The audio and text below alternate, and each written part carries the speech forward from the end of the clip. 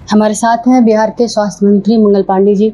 Sir, Devesh Chandra Thakur ji का एक बयान आया है, देवेश चंद्र ठाकुर जी का, कि मुसलमान और यादवों को लेकर के, लेकिन आप मोदी जी हैं, सबका साथ सबका विकास की बात करते हैं, लेकिन देवेश चंद्र ठाकुर का कुछ उल्टा ही बयान आता है कि जो हमको वोट नहीं दिया है उसको उसका काम नहीं करेंगे।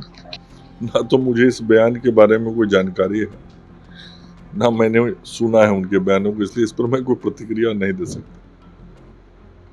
लेकिन अगर वो ऐसा बोले हैं तो क्या ये सच, वो सही मानते हैं आप?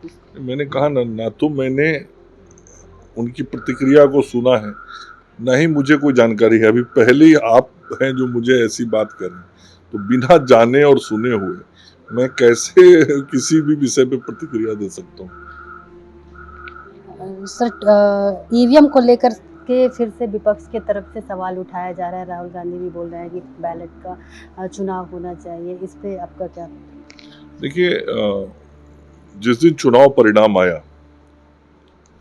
तो जो प्रतिक्रिया हमारे विपक्ष के लोगों की थी, उसमें किसी ने भी ईवीएम पे कोई बात नहीं कही। ना राहुल जी ने कहा, ना खड़गे जी ने कहा, ना उनकी माता जी ने कहा, ना उनकी बहन प्रियंका जी ने कहा, ना ममता दीदी ने कहा, ना अखिलेश बाबू ने कहा, ना स्टालिन ने कहा, ना दिल्ली के महान मुख्यमंत्री केजरीवाल जी ने कहा। किसी ने कुछ नहीं कहा। सब उस दिन कह रहे थे बड़ा अच्छा हो गया। तो परिणाम सकारात्मक दिखता है तो उनको ईवीएम अच्छा दिखता है, और परिणाम यदि नकारात्मक दिखता है तो ईवीएम पे प्रश्न चिन्ह उठाते हैं। और कोई पहली बार ये सब बात नहीं कर रहे हैं। जहां हार गए होंगे वहां का ईवीएम इनको गड़बड़ दिखाई देता है, जहां जीत जाते हैं वहां का ईवीएम ठीक दिखाई देता है।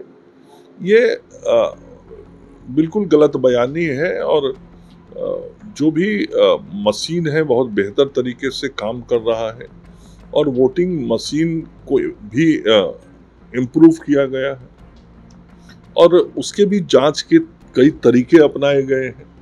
तो इलेक्शन कमीशन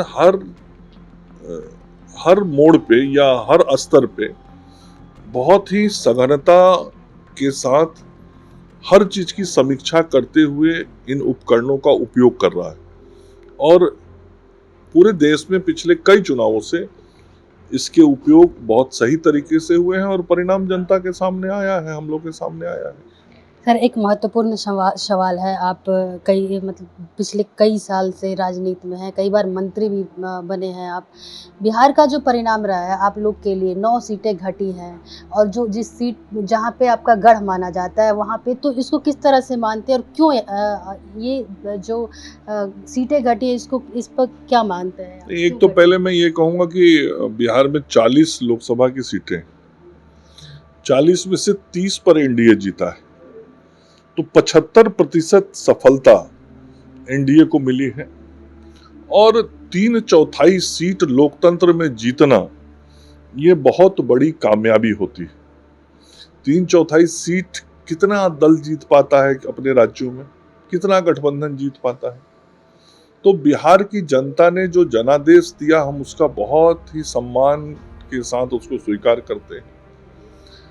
30 सीटों पे एनडीए के सांसदों को निर्वाचित करके बिहार की जनता का तो जनादेश यही है कि देश के मजबूत प्रधानमंत्री नरेंद्र मोदी जी हैं, और उन्होंने देश की जनता की सेवा की है।